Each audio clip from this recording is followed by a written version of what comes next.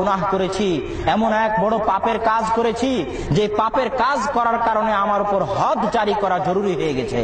কিছু কিছু গুনাহ আছে ইসলামে, যে গুনাহগুলো করলে মানুষের প্রতি হদ জারি করা জরুরি হয়। যেমন কেউ যদি বিবাহিত অবস্থায় জিনাহ করে তাহলে তার হদ কি? তাকে রজম করে হত্যা করতে হবে, পাথর দিয়ে মেরে মেরে হত্যা করতে হবে। ফাঁসিও নয়, তরবারি দিয়ে কেটে দেওয়াও নয়, পাথর নিক্ষেপ করে করে মেরে মেরে দুনিয়া থেকে বিদায় করতে হবে। এটা ইসলামের হদ। তেমনি যদি কেউ কোনো ব্যক্তিকে হত্যা করে তাহলে তার হদ হচ্ছে ওই হত্যাকারী ব্যক্তিকেও হত্যা করতে হবে। কেউ যদি চুরি করে তার হাত কেটে ফেলতে হবে। এগুলো হচ্ছে ইসলামের হদ তথা ইসলামের আইনের মধ্যে অন্তর্ভুক্ত। পৃথিবীতে শান্তি সুশৃঙ্খলতা প্রতিষ্ঠা রাখার জন্য ইসলাম এই হদগুলো নির্ধারণ করেছে। এই হদগুলো যদি বাস্তবায়ন থাকে তাহলে পৃথিবীতে নিশ্চিত শান্তি বিরাজ করবে। যারা এই হদগুলোর বিরোধিতা করে মানবিকতার দোহাই দিয়ে, ওদের বুদ্ধির অভাব আছে। কেন বুদ্ধির অভাব আছে জানেন?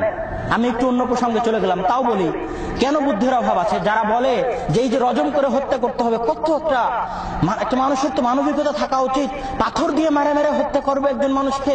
আশ্চর্য, এটা কেমনে সম্ভব? একজন মানুষ হত্যা করলো তাই বলে তাকে ফাঁসি দিতে হবে? চুরি করলো তাই বলে তার হাত কাটতে হবে?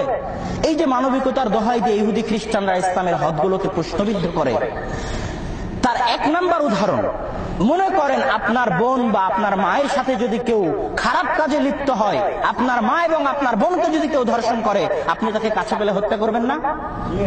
অবশ্যই হত্যা করবেন।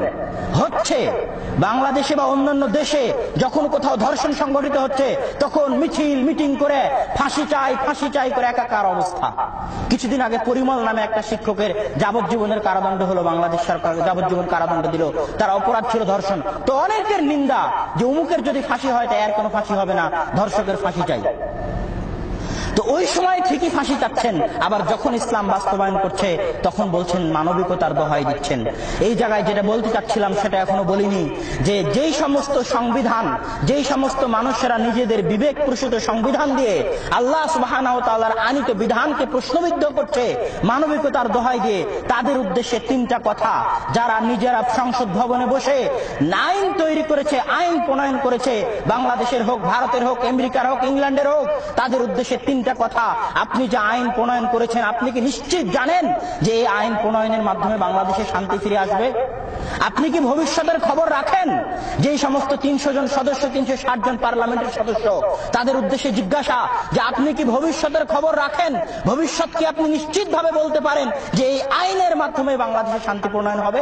আপনি পারেন না, তাই তো 14 বার সংবিধান সংশোধন করেন।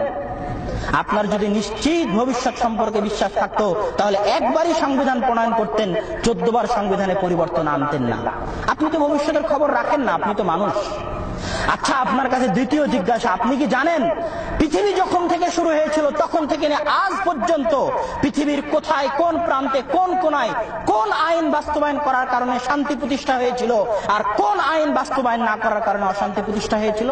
এই জ্ঞান কি আপনার আছে? নাই। একজন মানুষের এই জ্ঞান থাকতে পারে না। অতীতের সকল জ্ঞান এবং ভবিষ্যতের জ্ঞান মানুষের নাই।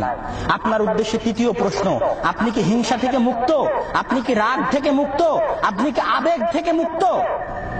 আপনি কি পূর্ণাঙ্গ বুদ্ধি রাখেন? আপনার অন্তরে কি হিংসা নাই? আপনার অন্তরে কি অহংকার নাই, রাগ নাই, স্বার্থপরতা নাই? প্রত্যেকটা মানুষের অন্তরে হিংসা আছে, রাগ আছে, স্বার্থপরতা আছে, আবেগ আছে। আর জেনে রাখুন, আবেগ দিয়ে, স্বার্থপরতা দিয়ে, হিংসা সম্পূর্ণ বিবেক দিয়ে কোশ্চিন কালেও পুরো মানব জাতির জন্য স্বয়ং সম্পূর্ণ ভারসাম্যপূর্ণ আইন প্রণয়ন করা সম্ভব কোশ্চিন কালেও নয়। কিন্তু একজন সত্তা আছেন, যেই সত্তা অতীতের সকল জ্ঞান রাখেন, ভবিষ্যতের সকল জ্ঞান রাখেন, যার কাছে দুনিয়ার সকল মানুষ সমান। কি পাকিস্তানি, কি বাংলাদেশি, কি আমেরিকান, কি ইংল্যান্ড, তিনিই মানুষকে সৃষ্টি করেছেন। সেই সত্তা হচ্ছে আল্লাহ সুবহানাহু ওয়া তাআলা। তিনিই জানেন কোন বিধান দুনিয়ার বুকে বাস্তবায়ন করলে দুনিয়ার বুকে শান্তি থাকবে। সে আল্লাহ সুবহানাহু ওয়া তাআলা হাত দিয়েছেন।